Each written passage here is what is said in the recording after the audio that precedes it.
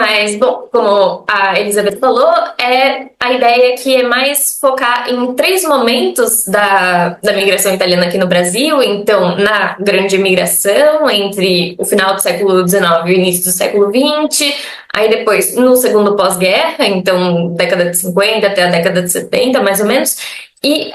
o momento atual, pensando principalmente na bagagem linguística dessas pessoas que vinham e que vêm ao Brasil e nas dinâmicas trabalhistas, nas dinâmicas sociais e principalmente linguísticas que então se desdobram aqui. Para só começar, assim, como a gente não sabe muito bem a formação de cada um, qual que é a bagagem de todo mundo que está aqui, e para a gente ter um terreno, assim, comum, eu vou falar, assim, brevemente do processo de difusão do italiano no território italiano, enfim, que a professora Bainha já mencionou, então só repassando algumas coisas brevemente, assim, e depois, então, passar para esses três momentos migratórios. Para começar, então, a gente, provavelmente, vocês já sabem, mas no momento da unificação mesmo, como já foi mencionado, assim, no começo, né, no momento da unificação da Itália, a vasta maior parte da população era dialetófona e analfabeta, não conhecia o italiano, né, o italiano era principalmente uma língua escrita, e uma língua escrita, assim, por uma parcela ínfima da população. E aí, a partir desse momento, então, que a gente começa a ter alguns movimentos de difusão, de escolarização, justamente com as escolas em um primeiro lugar, mas das pesquisas que eu fiz através dos textos da professora Bainha, mas não só, a gente acaba vendo as migrações, e no caso, nesse caso, as migrações para fora da Itália, como um fator também que contribuiu assim para a difusão dessa língua e, enfim, para a alfabetização de parte da população também. Então, tem aqui essa citação da Bárbara Turqueta, que diz justamente que essas pessoas, como a gente já discutiu um pouco hoje, né, que vinham de uma situação de pobreza, de fome,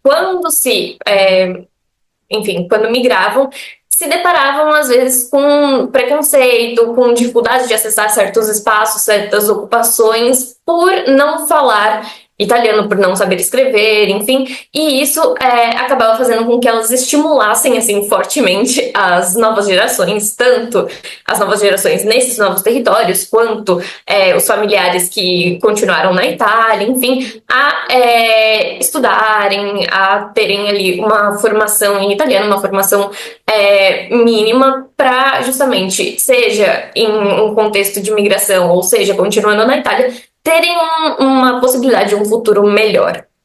Mas, então, começa esse movimento ainda, assim como no Brasil, a escolarização teve um processo um pouco difícil, né, um pouco lento, mas alguns outros momentos, assim, acabam contribuindo cada vez mais para essa difusão, como, por exemplo, também no período fascista, né, cada vez mais um tentativo de escamotear os dialetos, de escamotear as línguas minoritárias, enfim. Mas focando no segundo pós-guerra,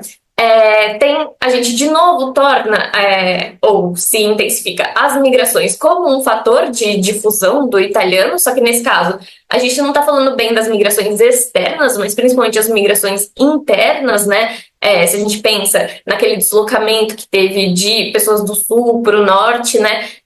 O encontro dos dialetos acaba impulsionando as pessoas a encontrarem o italiano como um ponto de convergência para a comunicação. Mas um outro fator que eu queria destacar desse período, que contribui de novo para que o italiano comece a permear e a entrar na vida das pessoas de fato como uma língua falada e conhecida, acaba sendo também a televisão, que o Vedovelli muito bem coloca, que foi a principal assim, professora de italiana de milhões de italianos que até então eram dialetófonos, né? Assim, a escolarização ainda em muitos casos, não sei quem aqui já viu ou leu A Amiga é Genial, mas a gente vê como nesses lugares, assim, principalmente lugares periféricos, ainda ali na década de 50, 60, tanto a escola quanto a televisão eram ainda não muito acessíveis, né? Então, o italiano já é algo que começa a ficar mais próximo, né, a partir dessas décadas, mas que não era ainda língua materna, não era tão conhecida assim do ponto de vista estrutural, mas a televisão sim possibilita que vários contextos de uso, vários usos dessa língua comecem a se tornar um pouco mais familiares para essas pessoas que eram dialetófonas. E aí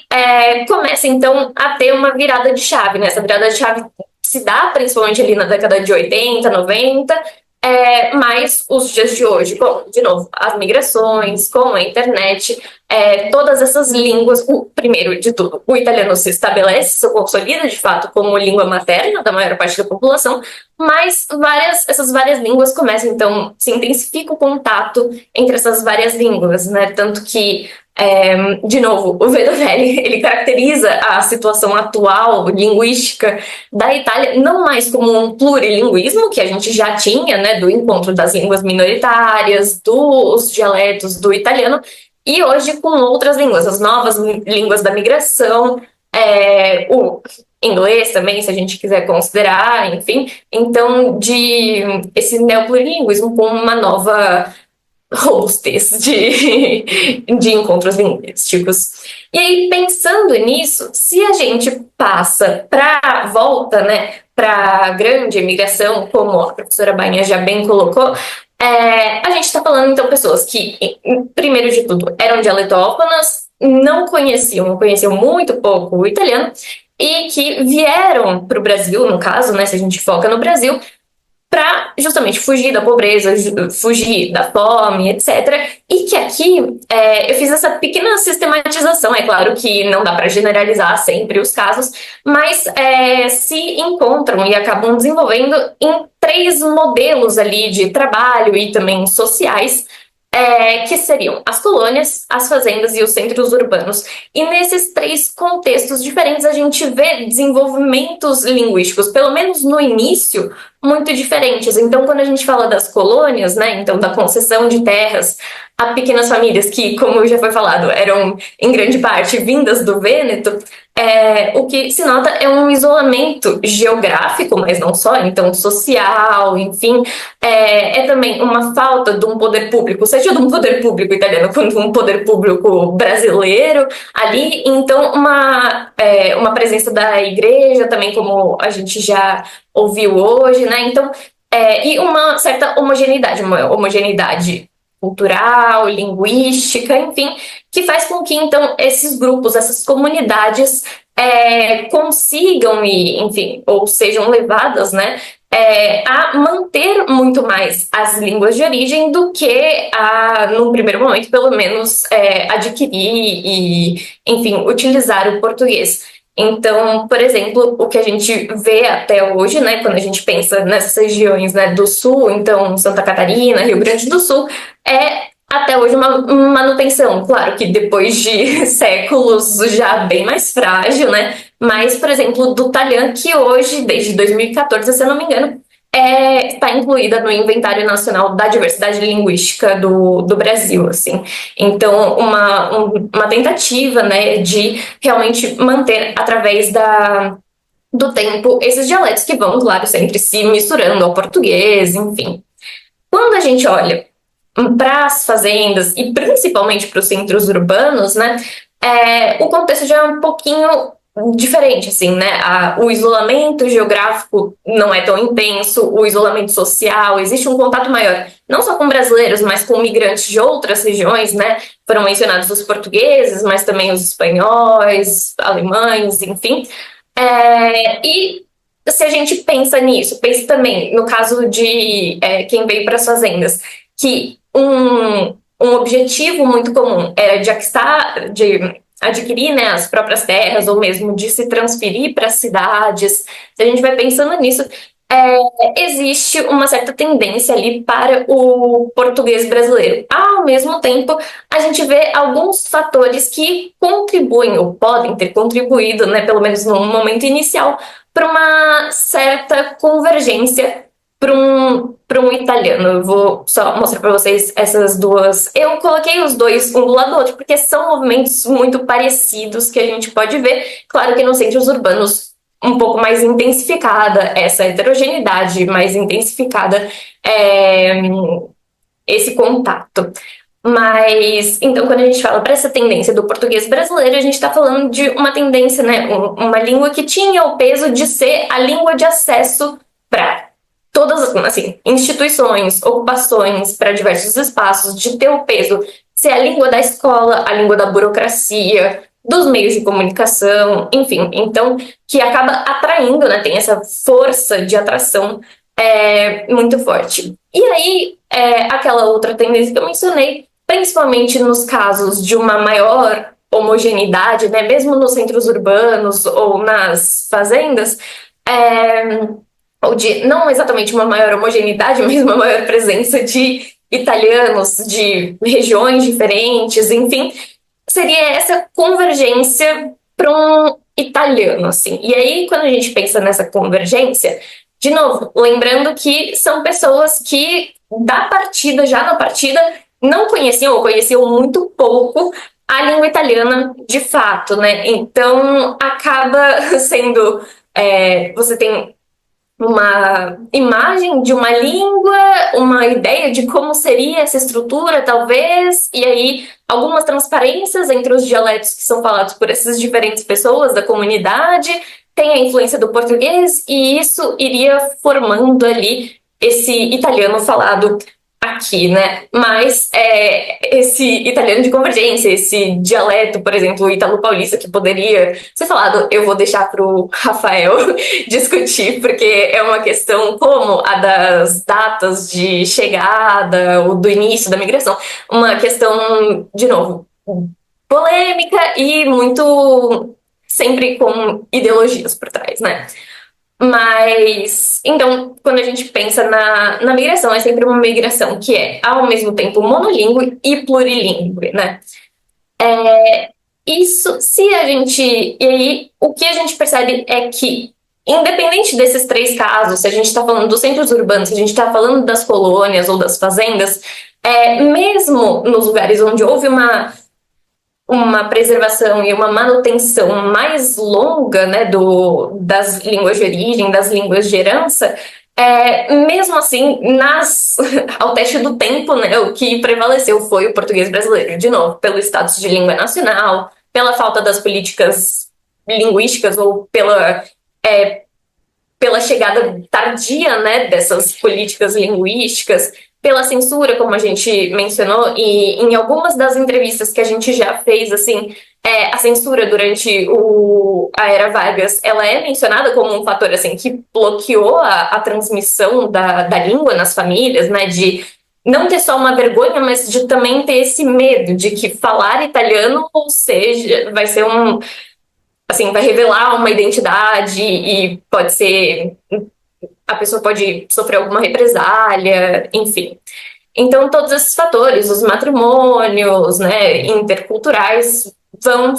ao longo do tempo, convergindo aí para um português brasileiro e que, depois de algumas gerações,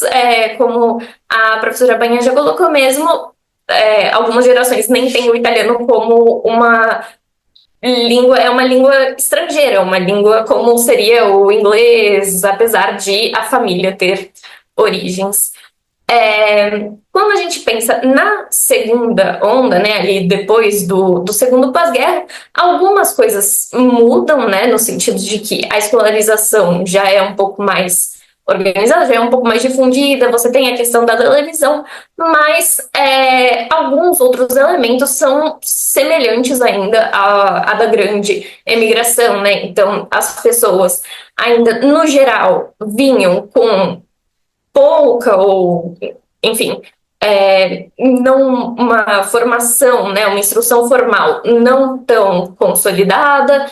com o conhecimento do italiano que já era um pouquinho maior, mas ainda a língua materna era o dialeto, né? Então, um pouco com essa bagagem. E ao chegar aqui, desenvolvem, né, se se encaixam, mais ou menos assim, de novo, tudo de uma forma muito sistematizada, né, meio generalizante, assim, mas nesses dois movimentos, ou em movimentos mais coletivos, que aí a gente está falando, por exemplo, de Pedrinhas Paulista, né, que você tinha famílias, cooperativas vindo, assim, juntos, ou em movimentos mais individuais, não que famílias não pudessem vir para os centros urbanos, mas movimentos mais individuais, com o trabalho no comércio, ou, por exemplo, na metalurgia, na construção, enfim. E nesses dois casos, a gente já vê um pouco mais intenso, assim, do que durante a primeira grande onda, assim, né? Uma maior diversidade regional, uma maior diversidade dialetal, né? Também um menor isolamento, né, desses migrantes, assim, tanto em contato com os migrantes da primeira onda, mas também com outros migrantes, com os brasileiros, enfim. E quando a gente fala, então, a gente vê tendências assim de desenvolvimento linguístico semelhantes à da primeira grande onda, assim, principalmente com essa tendência ao português, e uma coisa assim que um pouco se relata, um pouco a gente vê assim, é de que quando a gente fala desse período ali da década de 50, 60, 70, os migrantes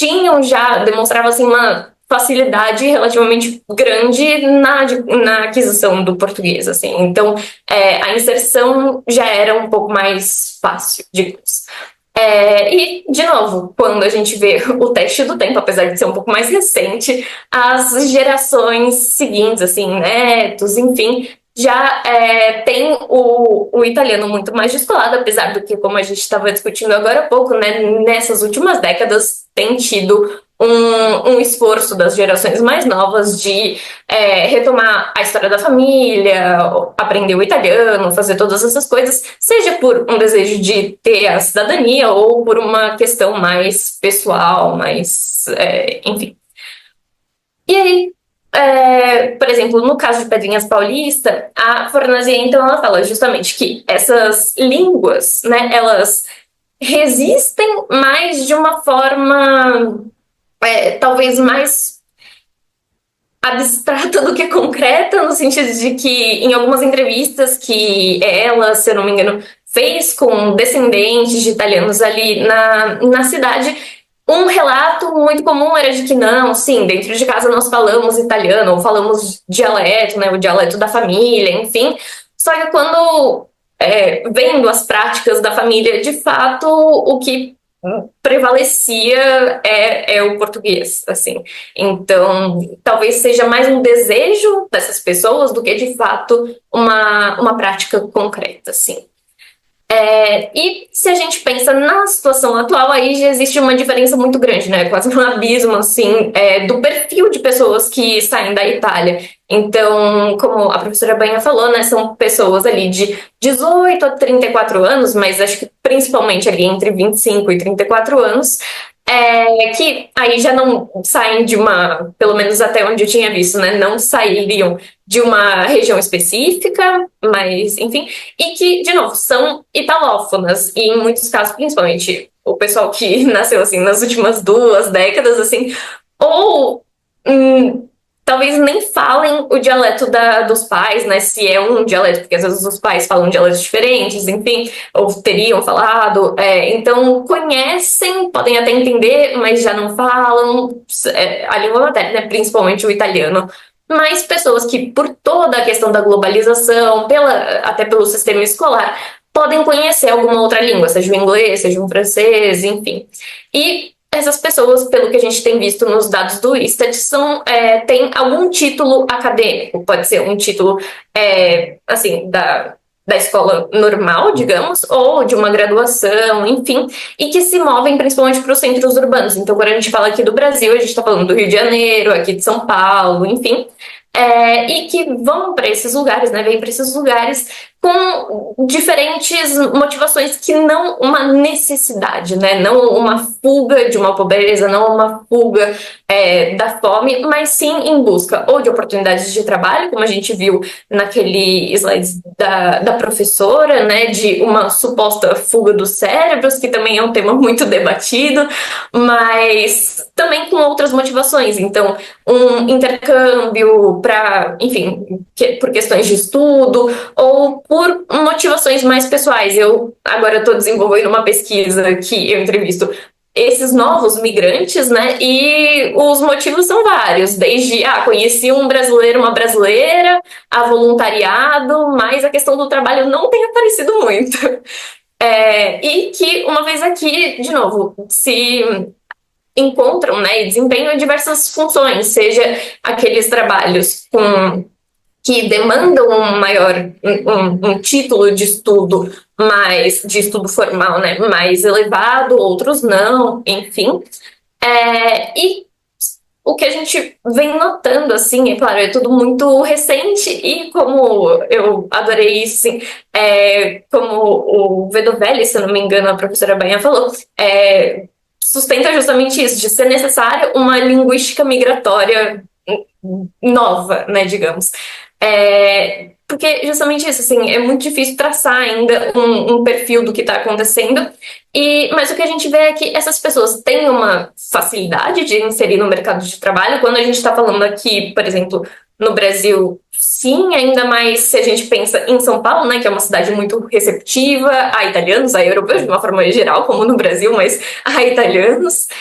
Então, uma facilidade de inserir também na comunidade local. E o que se percebe em alguns estudos é que esses novos migrantes não têm muito uma necessidade, claro, mas também não parecem ter muito um interesse de dialogar com as comunidades italianas que já estavam aqui, né? De criar, por exemplo, uma comunidade, como as associações que a gente viu, uma comunidade física, enfim, não existe muito esse desejo, então a aquisição do português, ela tende a ser mais rápida, seja por questões de trabalho, por motivos pessoais, enfim, mas, ao mesmo tempo, se a gente pensar em todos esses aspectos aqui, né, tanto na estabilidade linguística já de partida, no fato de que nos últimos anos, como a gente vem falando, o italiano, o bilinguismo são valorizados, né, assim, socialmente, pensar que essas pessoas conseguem manter um contato muito mais fácil com a comunidade de origem, né? Conseguem até voltar frequentemente, né? Ou todo ano, ou a cada 2 anos, enfim, e voltar para a Itália, enfim. Eu coloquei aqui uma hipótese de que talvez, se a gente olhar assim para as próximas gerações, o italiano também se mantenha com uma maior facilidade, né? Mas isso a gente precisa ver ao longo do tempo. Bom, espero não ter passado muito do tempo. Essas aqui são as referências, assim, depois, quem quiser eu posso compartilhar. E isso, qualquer dúvida eu tô aqui.